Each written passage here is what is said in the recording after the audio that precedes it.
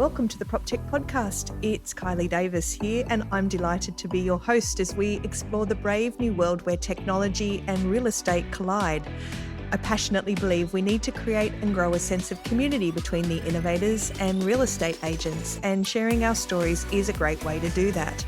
And the aim of each episode is to introduce listeners to a PropTech innovator who is pushing the boundaries of what's possible, and to explore the issues and challenges raised by the tech and how they can create amazing property experiences, especially in these strange and unusual times that we live in, of ongoing COVID-19 lockdowns and even the Black Lives Matter protests.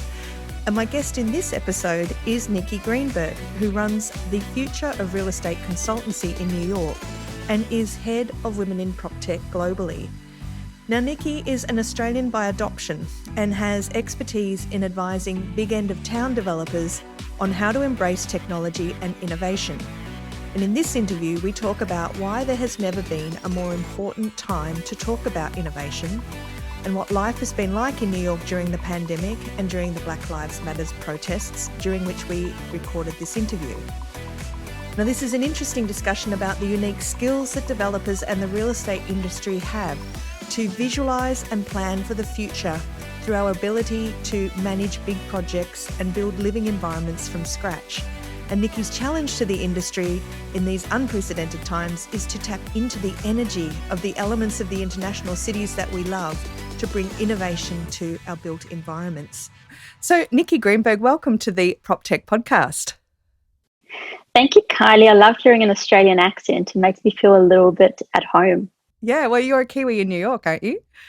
No. I'm a South African Australian in New York. So okay. I confuse everybody. They're like, what's going on here? Like, what is that? So look, I'm really dying to dive in to find out that story behind how that happened. But what's your elevator pitch for the real estate of the future? I mean, quite simply is that, the real estate industry is probably about 50 years behind where it needs to be. So what I do with real estate of the future is that I help the real estate industry understand PropTech and innovation, and I help PropTech startups understand real estate. So that's the mystique behind it. And that is one of the tightest elevator pitches I've heard for a really long time. So well done. Don't worry, we'll delve into it in more detail. It will unravel. Yeah, cool. So tell me a little bit about your background. Like, how did you get into the PropTech space? Right. So yes, as I touched upon a bit already, I'm from Australia. I went to university in Sydney. I studied architecture, and then I went to business school at UNSW. Mm-hmm. And, worked for quite some time in real estate development, working with Pace, working with Greenland, working for the architect Koichi Takada, who a lot of you know. Worked with the Buchan Group in shopping centre design. And, then I moved over to New York about 2.5 years ago. And, it's really coming here that I was exposed to the PropTech scene, and I was quite excited about it because, it really is the future of the industry. Every single industry is going more and more and more towards digital, and, we're seeing an acceleration of that at the moment. So when I started my role here with a luxury real estate brokerage called Halstead, and I just told them straight up. I said, look, if we're doing marketing for luxury new developments, these $15-20 million apartments, etc., in the heart of Manhattan, we really need to be having a point of difference. And I made it my role to get involved in the PropTech space and go out and proactively find out about, who's out there, what are they doing? And then working with the developers to start implementing some of this technology that I believe, very sincerely just is, it's like the air that we breathe. It's the way that we work. That it just needed to started to be implemented in more of a real way into properties, and to be that person guiding them on that journey is something that I found to be very inspiring on both the side of speaking to these PropTechs doing amazing things and having this we are changing the world perspective, and then on the side of the real estate developers who were getting excited about doing something that's quite new and innovative and thinking outside the box about their developments that they're very excited about. And, for them also thinking about, what is their lasting legacy, and what is it that we need to be thinking about as we're designing, constructing and building something that people are going to live in or work in or play or pray in, well into the future during these, very exciting times in terms of technological advancements. So, so that was kind of the journey. And then I started up the networking group Women in PropTech. I would have been about a year ago now, which was a great way for me to network with, some more brilliant people in the industry and get to talk to more people and about, the stuff that I'm very interested in, and, speaking at major conferences around the world.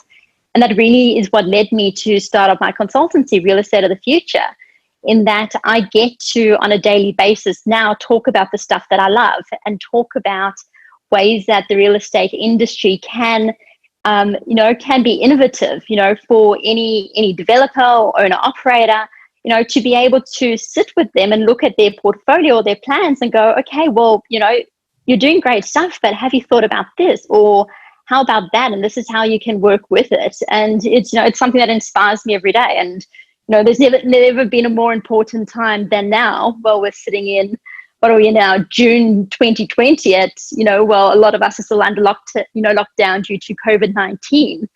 It's never been a more timely time for us to be talking about technology and innovation and seeing so many more people and companies adopting it. And certainly about technology and innovation in the properties that we're living in, because we've all given our homes such an extraordinary test drive over the last couple of months, right? Yeah, absolutely. And it's funny because I always used to say, and I'm gonna translate it into Australian over here.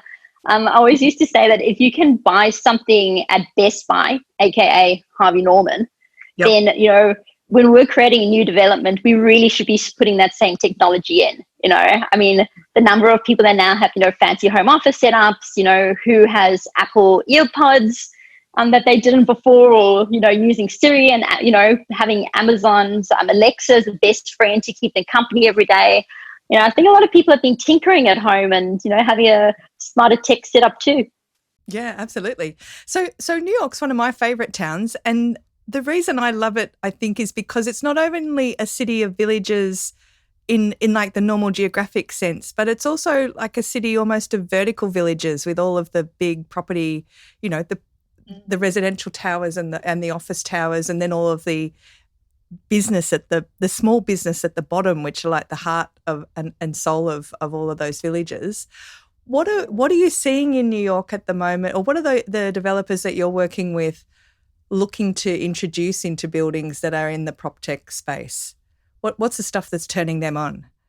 And look, I love that you love New York, and it's it's a special place, especially here for for anybody that's in PropTech. It's the perfect conditions because there's so much tech talent.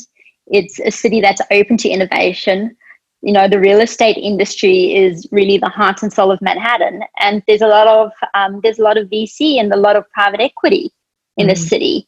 So, and also it's chaotic. So if you can solve for New York, you can solve for a lot of conditions. Yeah. So, and I love what you say about, being a city of villages, having this kind of street life and this heart and soul. And I think, look, there's a couple of things that in the conversations that I have that keep popping up. At the moment, because of COVID-19, the hot topic really is, how we're going to go back to work and how are people going to feel safe? And I know that, everyone's talking about this at the moment, and you're probably all sick of hearing about it, but I just have to kind of reiterate, some of the main points. And, in a month's time, the main points will probably be a little bit different. Firstly, these tall office towers, it's really hard for them because of the density, the recycled air, people having to go up in a lift, the fear factor behind, what if somebody's unwell? So we're hearing a lot about, temperature checks, about having people at elevators, being able to control the number of people coming in and pressing buttons, about, greater cleaning regimes.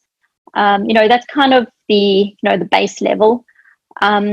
A big concern at the moment is tenants not paying rent, and a lot of shops aren't paying rent at the moment. If you're a gym and you haven't had a customer in the past 3 months, how are you going to pay rent? So, same with some of the co-working spaces, there's also a bit of concern around that. So there's a lot of general concern at the moment because there's a lot of unknowns. But to that, I say when there's a problem, technology can bring a solution. So I think there's a real opportunity for the innovators that are out there to go, okay, there's a clear-cut problem, let's find a clear-cut solution. And the solutions are going to be new innovations because this is uncharted territory. So I think it's, vacancies are a big concern. Safety is a big concern. And just anything around, financing of developments, because there's just not the money coming in the same kind of a way. So that's the challenge for your audience, solve for those and you'll be doing very well. Yeah, we certainly will. And now let's hear a word from our sponsors. For almost 16 years, Direct Connect has made moving easy for over 1.2 million renters and homeowners by arranging connections to a wide range of services, from electricity and gas to internet and pay TV. With a national team of local account managers who are experts in the industry, Direct Connect are there to support your real estate business with competitive rewards for every successful connection, plus an industry-leading rewards program. The connection process is simple, and Direct Connect's always-on guarantee ensures your customers will be connected on the day they move in. Direct Connect offers a range of market-leading suppliers, and Direct Connect has now made it even easier than ever to send connections directly integrating with MRI Software's Property Tree. So in just a few clicks while processing a tenancy, you can send the connection details through and get your customers connected. To make the right connection and find out how Direct Connect can make moving easy for you and easy for your customers, visit agents.directconnect.com.au or call 1300 558 169. What is it like being a New York resident during these kind of extraordinary times? First COVID and lockdown and now the protests, what's that been like? Look, it's been strange times indeed. And if you came to New York right this moment, you wouldn't even recognize it. The city, so I live downtown. I live in the West Village, which has a lot of Australians here too. We have a few Aussie cafes, so it's not uncommon to hear an Aussie accent in the neighborhood. But it's a real vibrant kind of place ordinarily. So, but now when you walk down the streets, because the weather's warmed up, at least there's a few more people about. But now when you walk down the streets, it's, everyone's wearing a face mask. There's hardly a person in sight. All the shops are now boarded up. Before they were closed, which was depressing in itself. All these cute little local shops and cafes and bars, but now they're boarded up because of the concerns around the looting that was happening recently, which was very unfortunate. Today, what's today? Today is Tuesday. So actually yesterday, which was the 8th of June, we started phase 1 reopening, which meant that construction, some manufacturing could go back, and some stores could start having curbside pickup. But there's just nobody around. A lot of the residents have left, some permanently, some temporarily. The streets are so quiet. You walk along the main avenues, it's it's completely dead. So it's there's that side of things. It's very unrecognizable. And then on top of that, of course, we have the Black Lives Matter protests. So once today we get this very energetic buzz happening, and the protesters come along. It's quite a lovely thing with New York because it's just a place that has so much heart and so much soul. And, the protesters are coming by the tens of thousands, they've come day after day after day. And, I'll say that, something that might be quite surprising to people, in my part of the city is that I'd say probably maybe 85-90% of the protesters are white, and it's a realization that, Black Lives Matter is a movement that matters to everybody in the city. and people are taking on this cause as their own. So there's this beautiful spirit where people are cheering them on and taking a knee, and the cars are honking, not because they're upset at the traffic being blocked, but because they're absolutely delighted to see these protests coming through and the real change. And I think this is just ultimately what's very special about New York, is that it is a place with so much heart, so many incredibly smart people and so many innovative people, that ultimately, despite the this tumultuous time that we're going through at the moment, it's the heart, it's the creativity, it's the intelligence, it's the drive, it's the it's the investors, it's a real estate industry that's tangible assets. That this is what's going to bring a lot of innovation, like this new life and era. So there's a little bit of excitement as the weather's warming up. Everyone's like, well, like, what's coming next? Because New York doesn't take things lying down. It's not going to be like, oh, poor us, our city's like falling apart. It's going to be like, all right, like, what's next? This is when like the greatest creativity happens, is when there's like something to like rebel against, or to revolt against. So we'll see. I think we're going to see some of the most the most innovative and crazy things coming out of this era. And especially coming from New York, which is, probably been more impacted than many places in the world by COVID, and now by the protests. Yeah. So I really hope killer hornets aren't the next thing that oh my God. or a Godzilla or something like that. I think it might be a missile from North Korea or somewhere else, because of a certain crazy guy. I won't say his name. Yeah. So what has the real estate industry learned from all of these recent events? Yeah, look, I think when you talk to PropTech people here, they'll all tell you they've never been busier. Yeah. And, I'm sure you're finding it there too, one of the greatest challenges for, these great technologies is actually adoption, and getting beyond the mentality of, well, if it ain't broke, don't fix it, or do we really need it? And now there's an acknowledgement that, well, yeah, actually, we do want a way to communicate with our tenants. We do need a way that there's, touchless entry. We do need to be able to do temperature checks, or, to, monitor who's coming and going from the building, or, to have, consent forms signed in a, very simple and touchless way. So, for many in the PropTech industry, they're super excited. For some, they're nervous because they may have had investments that haven't, quite, hit the mark at the moment, because, Wall Street's been quite tumultuous. But I mean, generally speaking, there's like an air of, positivity, and there's a lot of people also coming up with new and innovative ideas. I mean, what's the scene been like in Australia at the moment? What's the sentiment? Well, the same sort of thing. Like there was the biggest reason that agents give you for not adopting technology is that they didn't have the time. And so there was this period of about 4 to 6 weeks where suddenly everyone had a lot of time to work out what they needed to understand better. So we saw a race to virtual showings, because we were allowed to continue to transact, but just you weren't allowed to do open homes, and you weren't allowed to do or inspections.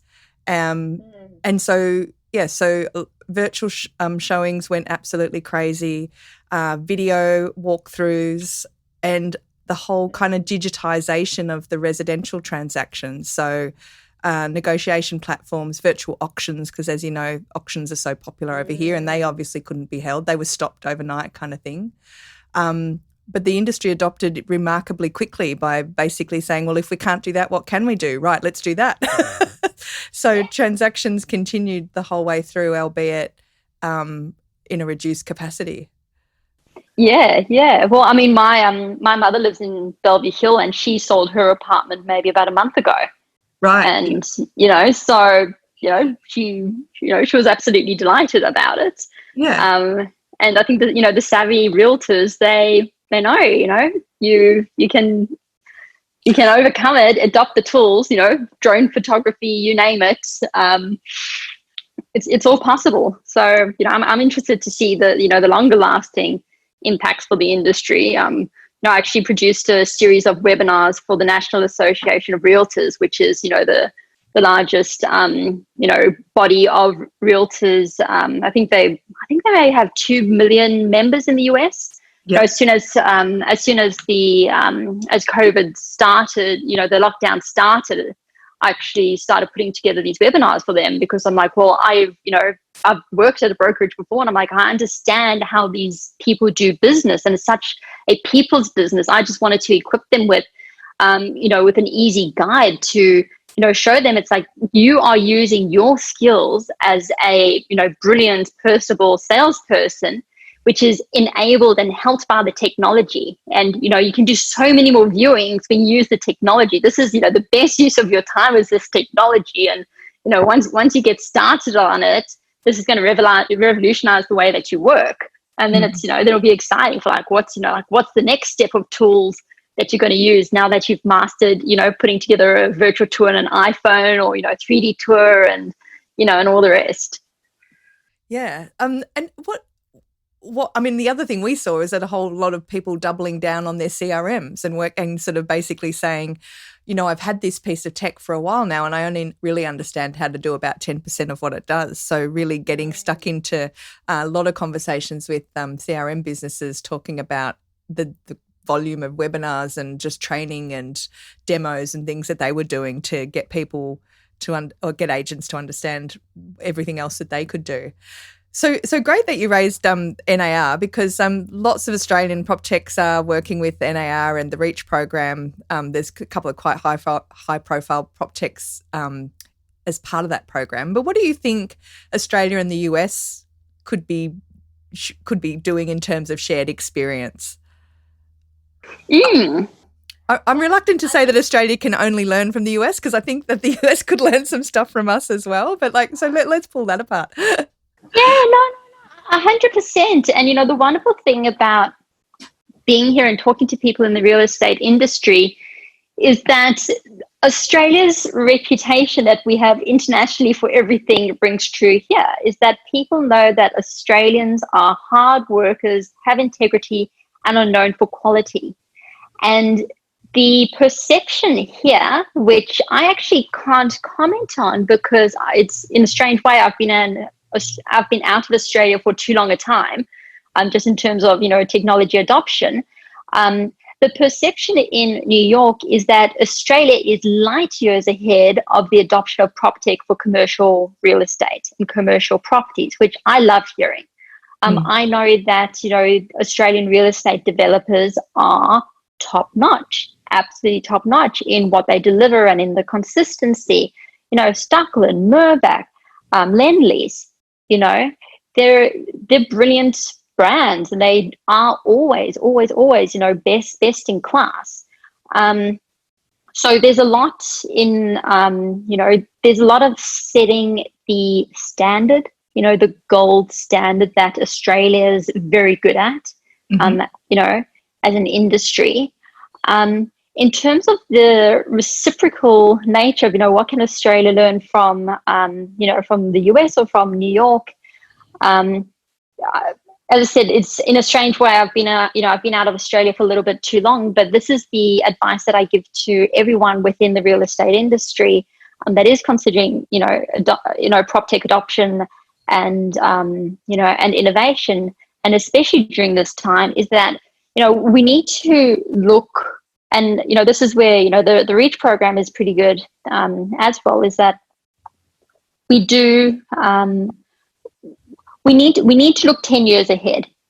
We need to not just look, one step ahead, especially now while a lot of the industry is adopting new technologies and new changes as a result of the changes coming because of COVID-19. Because essentially the measures that we adopt today are going to become our long-term legacy. What you adopt today tends to stick around. So, it's important to have a mindset about, where you're heading and where do you want to go. The real estate industry has been very good at thinking long term. My background, as I mentioned before, is working as an architect, and I started out in master plan developments with with Lendlease, and then I went on to I worked on when I was with Koichi Takata, I worked on East Village, the shopping centre and residential development in Zetland, which, for anyone in Sydney, you'd know it very well.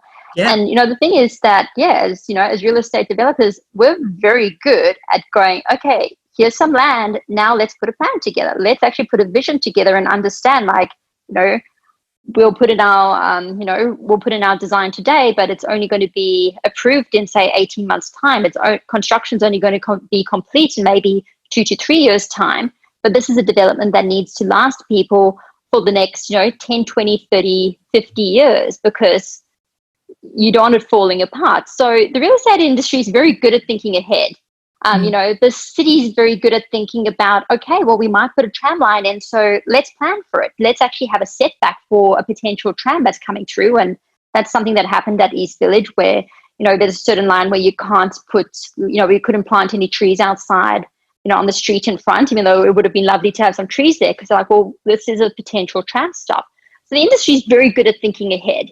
But what it hasn't necessarily embraced is understanding that, okay, well, we live in a digital age now. So how are we now going to actually design this digital infrastructure in one way, but also the capacity to have an integrated digital experience within our buildings and within the way that, that places function, how we market places. There's a lot of learnings we can take from other industries, such as advertising and e-commerce, which I can talk about a bit more in detail as well. But I think what we need to be doing is just kind of realizing that, the real estate industry needs to catch up to e-commerce, because as we've seen with newspapers, those that don't fade out and those that embrace the digital reality, those are the ones that prosper. I'd love to hear what you think we should be learning from advertising and e-commerce. So look, as I said, so I think there's a few things that we can learn, and some of this is going to sound a little bit abstract, but I'll also use, a couple of examples. And this is something I've been thinking about and talking about for a while, and I think something that also becomes quite relevant now as we talk about, going back to work. When we go on an e-commerce site, for example, or if we're, say, buying a plane ticket, you can get the base model and then you can get upgrades. So you can go, okay, I've got my cheap ticket to Brisbane, and actually I want to get an upgrade to business class, and I want to be able to get this kind of a meal, and I want to get a little kit so that I can brush my teeth and so on and so forth. So you can get all these add-ons. And this also happens in fashion, where you can get a pair of jeans and you can get your, a monogram embroidered on it, and, you can start personalizing things. But we're not seeing this yet in real estate. We're not seeing this personalized experience yet. But this is what people like. People want to be able to customize and personalize. And I know in the background, real estate developers are going, yeah, because there's a cost involved every time you modify. Yeah, but I think, yeah, but it's like, well, I think there's a mentality of going, okay, well, the places, and we're seeing this now, the places that we live in aren't necessarily just places that we live in. The places that we live in are also places that we work, that we play, that we do quite literally do everything. A lot of people are going to keep working out from home. A lot of people are going to keep working from home. These are kind of here to stay. So now, how can we actually accommodate these add-ons, or the ways that people like to use their own space? How can we modify? If it's modular, whatever it may be. So I think personalization, customization is one thing that I think we do need to become more savvy at. Why would you, whatever it may be, or workplace, you can use a similar kind of example. Why would you provide a base, but not actually follow through with the customer to create something that is relevant to them and to their needs in a very tailored way? Not everything has to be physical. A lot of it can also be experiential. In a marketing sense, I sit on the advisory board for a technology called Bling Buy. And what Bling Buy is that it takes videos and it makes them interactive. So it becomes almost like a miniature website. So if you're watching a video tour, for example, you can find out what brand the tap is, or you can find out and contact the sales agent directly without having to go, what is that? You can actually start layering in information so that you can direct the story and keep the leads there along with sophisticated data. Bling buys a technology that's working with, some of the big TV networks and some of the big fashion brands for fashion brand publishers and a few other organizations. I've been a big champion of them in property for some time since I first saw their technology. But, it's looking at, as I said, at the moment, the industry is thinking, okay, how can we get by? How can we just do the bare minimum to get back to work, or just start putting our toes into the water to become familiar with some type of technology? But I think quite quickly, not only is there going to be a fatigue when everybody's doing the exact same thing all the time in the exact same way, but I think there's a recognition now, as you're saying, how quickly some of the sales agents have adopted to doing video tours and adopting technology and expanding the use of their CRM. I think what we're going to see is there's going to be this next wave of going, okay, I've got the basics. My customers are loving this. My team is loving it and embracing and thriving. What's the next layer of technology that we can bring in? And I think it's going to be the second wave that's going to be the most exciting thing for our industry. So what does that second wave look like? What do you think the next 5 years holds? Look, I'm an eternal optimist. I think the next 5 years, I think we're going to see a lot of, I think the standard stuff is going to become a mandatory. A nice to have, it's going to become a mandatory, whether it's an app to talk to your tenants, keyless access, doing everything on your mobile is going to become the norm. In the same way as when we go shopping and we check out, everything's going to be on our mobile. Also in terms of marketing, everything's going to go to more sophisticated social media platforms. Unfortunately, I think, print advertising is going to go down even more, whereas, influencer marketing, big data, geofencing, etc., is going to become a lot more popular. I do believe that we're going to do so much more virtually in terms of, showings, in terms of the way that people work, even in terms of, right down to, engineering teams about, how they're doing surveys and how are you having, in-person versus, virtual meetings. So I think there's going to become a lot more of a discussion and a synergizing of the digital experience and the physical experience. And, and I believe that in the next 10 years, which takes us to 2030. And, I love talking about the statistic because, in 2030, 75% of the workforce is going to consist of millennials and Generation Z. They're digitally native and they're expecting a digital experience.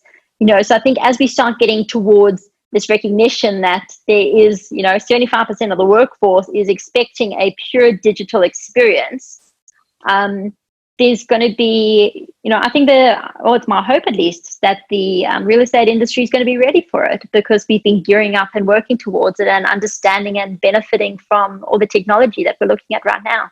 Yeah. Well, at the recent Inman conference, virtual conference, Gary Keller talked about how the physical was becoming digital and the digital was becoming physical.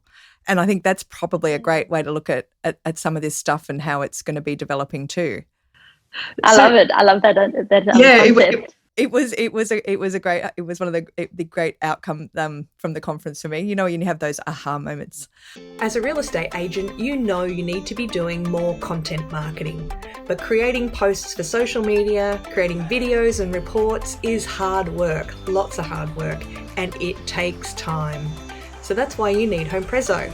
If you're a typical agent posting 1 or 2 social media posts a week, HomePrezo can save you between 75 to 100 hours a year. How many more properties could you sell if you had that time back? HomePrezo can help you create engaging, informative videos about how the property market in your local suburb is performing. Plus, it makes creating suburb reports, rental videos for landlords, and social media infographics an absolute piece of cake. If you can type in a suburb or type an address, you can create a Prezo using HomePrezo in just a few minutes. Listeners to the PropTech podcast receive a 14-day free trial. Now that's twice as long as the normal free trial. So go to homeprezo.com.au and click the sign up button and use the code PropTech to get your extended free trial. or click the link in our show notes. So Nikki, look, I'm really conscious of your time, and I really wanted, before you go, to have a quick talk to you about women in PropTech. So you've set up Women in PropTech, and I guess at the moment, diversity and all sorts of things are very much on the agenda. But what was the impetus for Women in PropTech, and what are you guys working on now? Yeah, no, absolutely. So, I started up Women in PropTech about a year ago because what was happening is that whenever I was going to PropTech events in New York, I kept running into the two same women and we're like, well, where are all the rest? Because really, well, that's it. It's the whole real estate industry, like every other industry, is going digital. So, so I started up because basically I wanted to meet other people that were like me. And then it became a journey of saying, okay, well, hold on a sec, let's get more women into the industry because this is the way that things are, headed.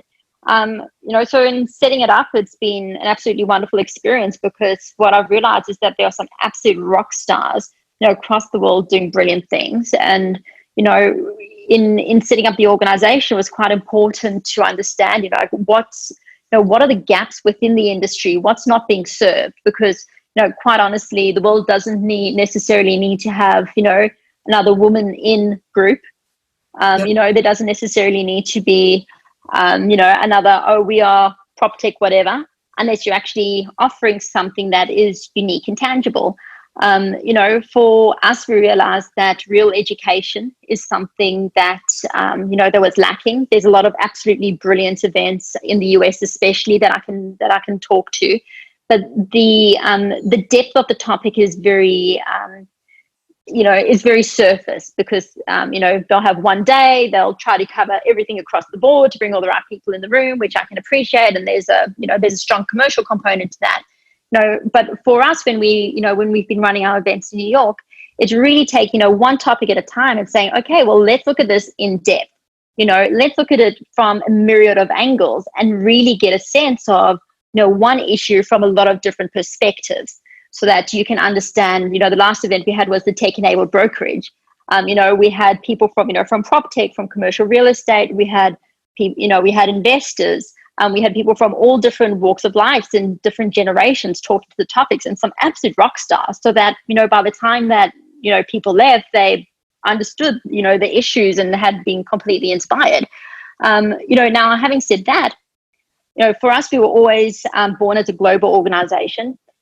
We were quite fortunate that at the start of the year, we'd set up a digital platform for our members to connect. And so when COVID hit, we're like, okay, well, great, we've already created this. Let's start rolling it out. So we've been able to take our organization from being quite heavily focused on in-person events to being purely digital because we already have that network of, women all around the world and brilliant men also. And we always encourage guys to attend and participate at our events. But we're able now to have our members from all around the world to communicate and interact with each other. So, we are born digital. We have, a few different things that we're working on at the moment. We're about to roll out a PropTech Insights series, which is basically we have curators from around the world who will each curate a Zoom. I know Zoom's still a bit of a dirty word, but they'll each curate a Zoom around around their location with locational insights. And we'll also have subject matter experts. For example, we have Trista Miller from Sidewalk Labs. She's curating a topic around modular construction because she's actually been charged with setting up a modular factory in Switzerland for the company. An incredibly intelligent woman. So this is something that's available to everyone to attend. You can always go to the Women in PropTech website to see the calendar and sign up. There's also a lot of value for members. To become a member, then you get access to the virtual community to connect with other people. Some freebies and all the bells and whistles. Also, more opportunities to be showcased and speaking opportunities and that kind of thing. So look, there's a lot happening. No, we're very sincere about our mission, which is, about showcasing amazing people doing amazing things and, educating, the broader PropTech, investment and real estate community.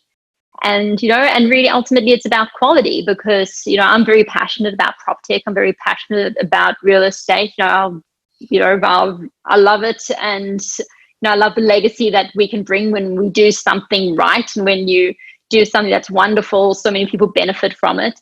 And that's the kind of thing that, the kind of, passion and love that I've brought into creating Women in PropTech, and everyone else involved does exactly the same. So where do you see it going over the next 5 years?